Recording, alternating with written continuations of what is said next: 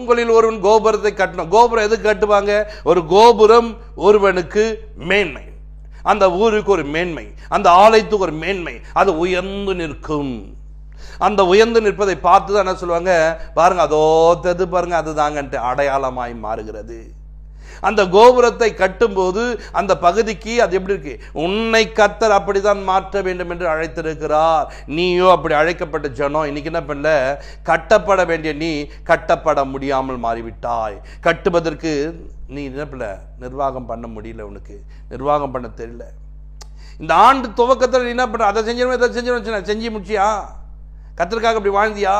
கர்த்தருக்காக என் வாழ்க்கை இப்படியெல்லாம் இருந்துட்டேன்பா, இந்த நாளில் ஒரு கிருபை தாங்க, நான் விசுவாசமா என்ன பண்ண போறேன், அதை செய்து முடிக்க தேவனோடு கூட ஓட போகிறேன், தேவனோடு கூட நடக்க போகிறேன் என்பதை நீங்கள் கற்றுக்கொள்ள வேண்டும்.